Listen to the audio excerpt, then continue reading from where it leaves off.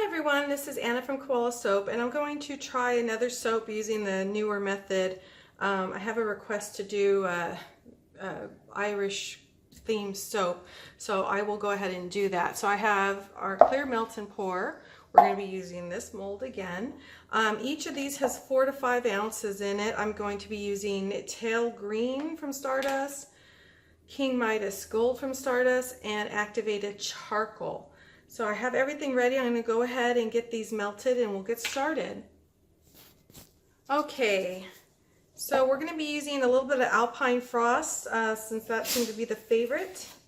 So we will go ahead and start pouring, getting our colors into our mold here.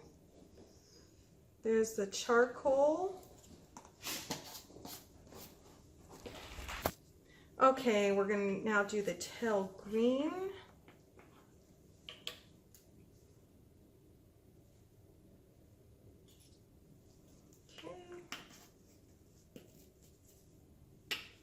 King Midas Gold.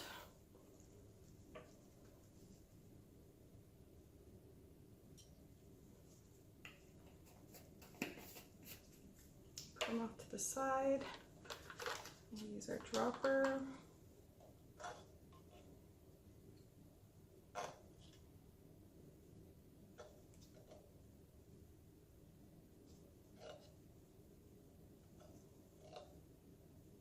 Our soaps are measuring in at about 140 right now, so I have a little bit of time, but they are getting a skin. And remember from last time, we didn't mind the skin so much. It just kind of helped it set a little bit faster anyway. So we will go ahead and put King Midas Gold. I guess King Midas Gold is going to be off camera a little bit. There you go. Squirt in there.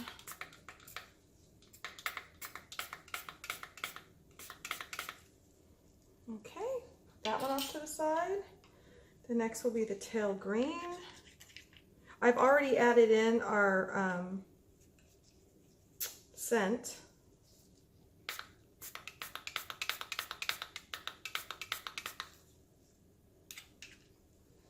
Okay, and then our activated charcoal.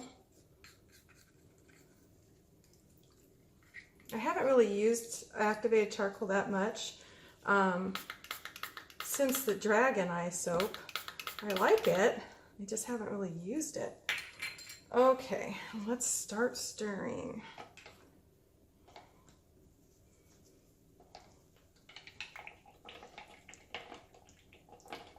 Okay, there's King Midas Gold, very nice. Tail Green's always beautiful, it's just a beautiful color. Activated charcoal. Well, there'll be no surprise there. It's black. Okay, I think let's make sure here. Okay, the only thing is you don't want to pour when these are above 140. So this is 126, 120, 127. So what I guess I'll do first is I'll pour the charcoal. And you kind of want it to sit a little bit. And there is skin there. I'm sure you can see it. That's okay.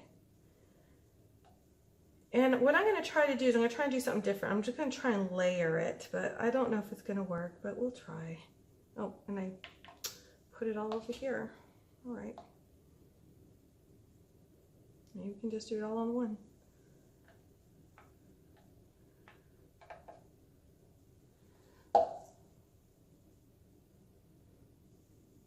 So a little bit of skin's okay, but the one thing I noticed is it didn't pick up the color. So I'm try and stir it in, and if I don't think I can get it, I'm just going to take it out. It won't make a big difference in the design, but I don't mind if it has a skin after it's colored the color we wanted with the mica. I think that's good. Okay. We want that to harden up just a little bit. And I'm glad I put these side by side, so I'll be able to take it out here. I've noticed, I've used King Midas before. It sets up a lot faster than the other colors. So it will probably be my second color to pour. All right.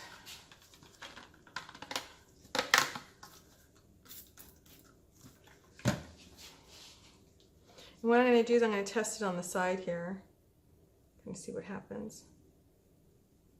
If it'll stay above without taking that black off here.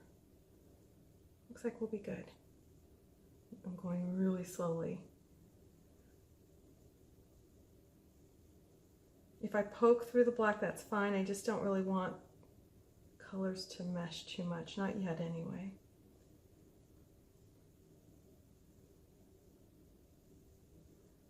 I'm going very lightly. I'm not going to be able to obviously cover up all the charcoal, but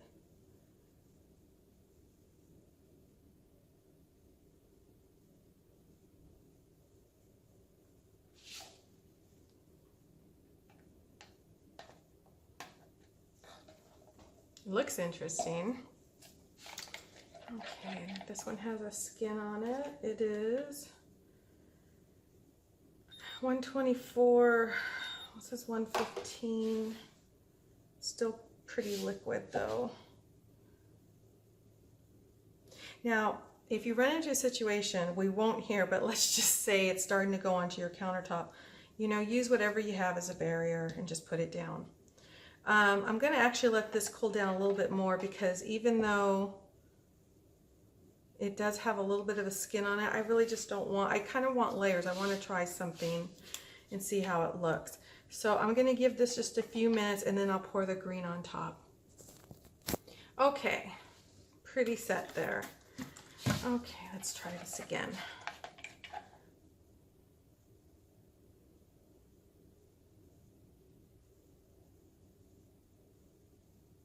There is some skin going in there, but that skin is completely green.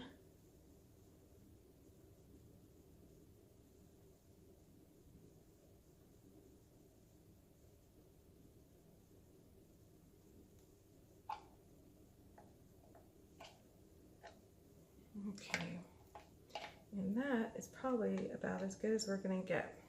So we will let this set, and then we will get our Shea Butter. We'll put a little bit of Alpine frost in this after it's under a certain temp, and then we will go ahead and put it into our mold that we know will hold about 18 to 24 ounces. So let's go ahead and let this set, and then we'll start the rest of the process. Okay, so it's pretty much set as much as it's going to be. One of the reasons I wanted to use glycerin instead of Shea Butter for this part of it, like the last time, because I noticed that the Shea Butter took a lot longer to set and to get hard, but the glycerin seems to get harder faster. So what I'm going to go ahead and do is like we did before, we're going to peel up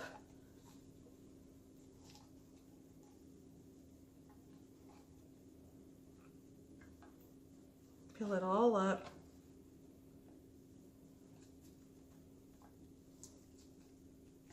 Okay. Okay.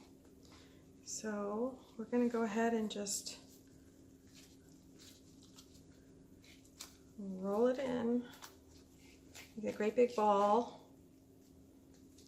Put that in there. Just tuck this all in. Just like this. And we will twist it. Twist it. I don't know if this will make a difference, but I wanted to see if I just rolled it into a ball instead of a whole bunch of random chunks, which might still be some chunks in here. Okay, then we're going to put it into our mold.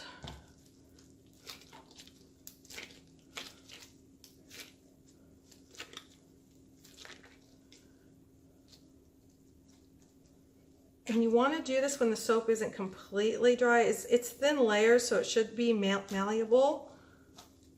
But if it's too hard, it would be harder to mold into your mold. And you want to make sure that your mold stays square, because if I go like this, I'm going to bulk it out. So make sure that your mold stays square and then use the soap around it. Okay. And this smells really great. So there's enough scent in there and everything. I'm going to go ahead and melt down my Alpine Frost, or my Alpine Frost, my Shea Butter. Just kind of want to keep this down. Okay, and we'll be back. Okay, so our Shea Butter is melted down. We are at, it's 190. We're going to get, I want it hot, but I don't want it that hot. So what I'm going to do is I'm going to take a skewer and I poke some holes because I want to make sure that this hot Shea Butter gets in between. We'll just see. I'm just hoping the holes aren't too obvious when we cut, but you never know. Okay, so I think we'll wait for about 180s before we pour, just because I don't want it to completely get muddy, especially because of this charcoal. It could happen very easily. So what I'm going to do is I'm going to wait till about 181, mid 180s, maybe even a little bit lower before I pour, because I do want it to melt a little bit, but I just don't want it to turn black. Okay, it says it's at 185.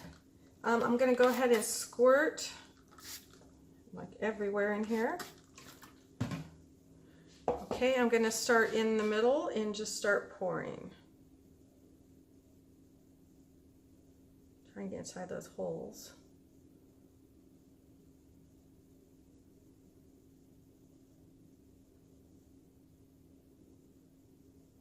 And remember, this is where we're going to have to shake it a lot to get these air bubbles out. And it looks like I'm going to be just a little short on the Shea Butter. Just a little. I'm going to melt just a little bit more down and I'll be right back. Okay, so here we go. We're starting to get some bubbles here. That's fine. I'm just going to go like this so more of them will come up to the surface. I'll squirt it.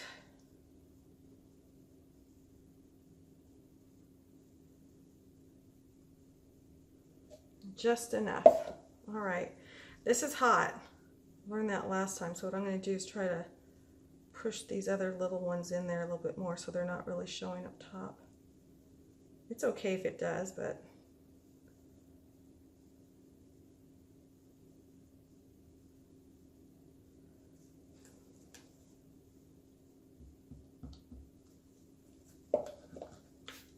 so as you go, just kind of check, and if you see any more air bubbles, either try to pop them yourself or spray them with alcohol. If you wait too long, they'll be kind of set there, and so you might just have to shave it off or plane it off when you're done. Okay, we're going to go ahead and let this set, and we will be back. We're back. So we're going to go ahead and unmold this and see how it turned out.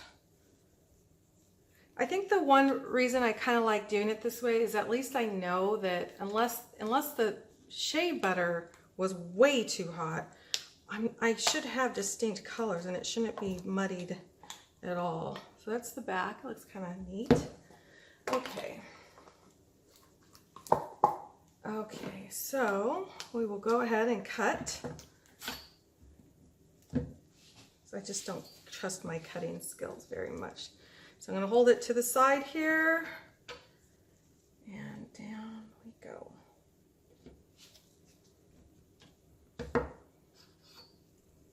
Nice. That is pretty cool. That's nice. I actually am shocked that it looks like that.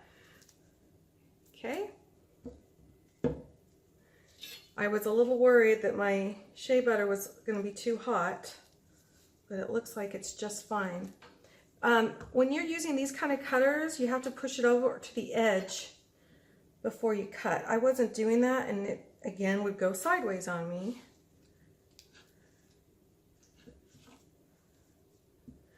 And this kind of cutter, you just kind of have to flip it back here. There you go. Oh. Looks pretty cool. Okay, so we'll have to put to the side.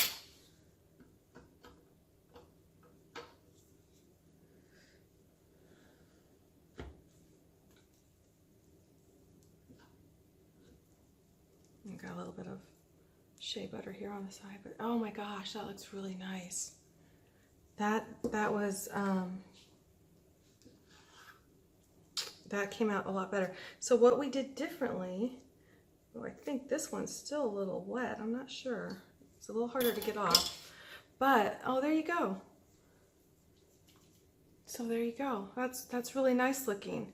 I did get a little gray up here. I can see that, but boy, those colors are pretty distinct. You know what I wonder is maybe what we should have done is maybe just made all of this green, but that is really pretty. And it smells really good. Okay. There you go. So I hope you guys like this. And this was only using 3 colors and rolling it up so we could keep the layers separate. So I guess where you would see it most is like right here. So you definitely see the 3 layers. And so I think what I would probably do, maybe I would probably just make it all a glycerin and maybe use a green instead of the white. I'm not sure. I like it. I like it either way. Okay, so I hope you guys enjoyed this. Please like and subscribe, and we will see you later.